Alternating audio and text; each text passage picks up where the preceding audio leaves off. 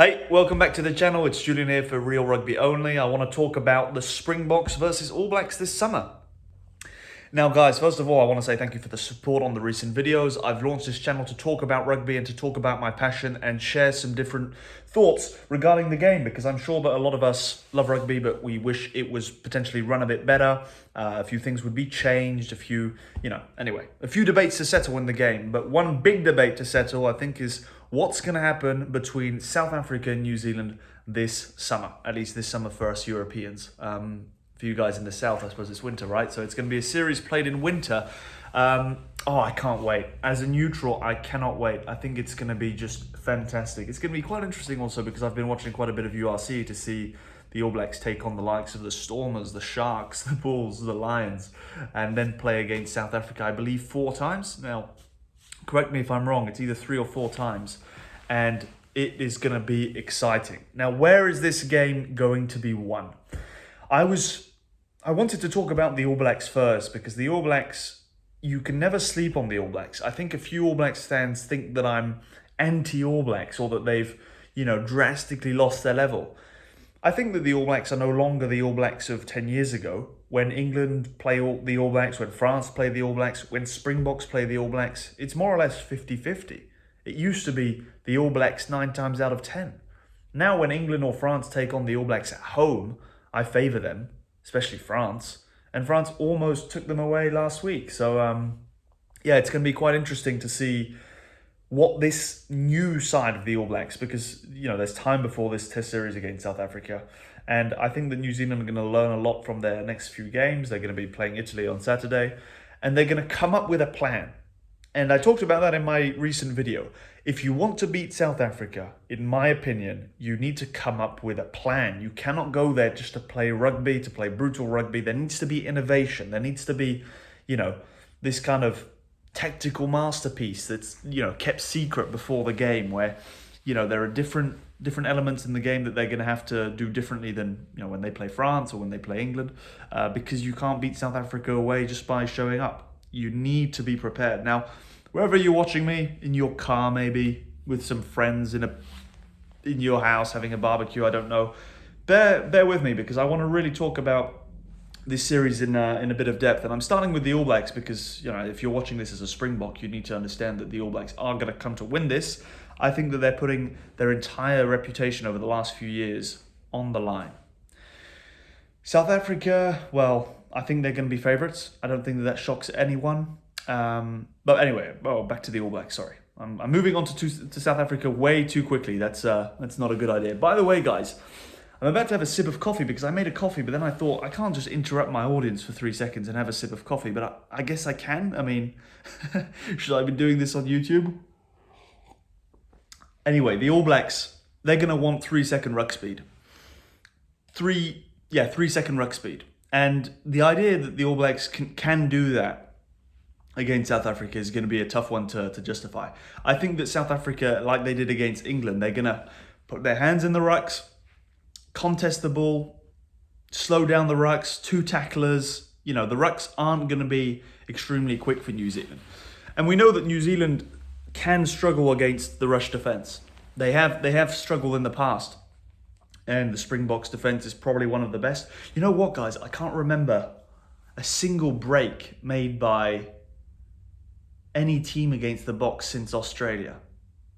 Now, of course, there probably were any sort of line breaks, but really not many. There was that Portugal trial, so when was that? I think that was a while ago, though. But that was a sort of an intercept or whatever. Anyway, I'm getting off rail. I'm just talking about how good South Africa's defence is and how difficult it will be for New Zealand, even if they get quick ball, to find those gaps, to find the spaces. Rugby is played with 15 aside in Union, and the pitches aren't bigger than in Rugby League necessarily. There isn't much space. The reason why South Africa creates more space than any other teams and has more attacking options is because of the fact that they have so much strength up front and runners coming in that are feared, that it sucks the defence in way more than all the other teams. They just exploit it so well, and Rassie does it so well too. We often say that the Boks don't produce, enough back play, but they proved it against England, for example, when they could have kicked it out at the last second. They thought, you know what, let's offer Ellis Park another try. and they scored a beautiful try by Creole. I think it was turned over though. So the All Blacks' challenge is going to be to get the quick ball, not make any handling mistakes, obviously, and bring it close to the line, kind of like Australia did a few years ago. No, sorry, last year, when they had O'Connor playing at 10, and he brought the ball close to the line, played in behind with the backs, and suddenly, you know, sort of a looped pass over the top, and they had a lot of space on the wing. It was quite interesting, and I think that New Zealand will try and exploit that too if they can innovate and bring some strong men close to the line, and then free up some space for the backs. Will South Africa prevent that? Probably. You know, if I want to talk about South Africa now, their strengths are quite obvious. The breakdown is going to be quite interesting in these games because the tackles are going to hit hard. I remember watching in 2024 in the Rugby Championship.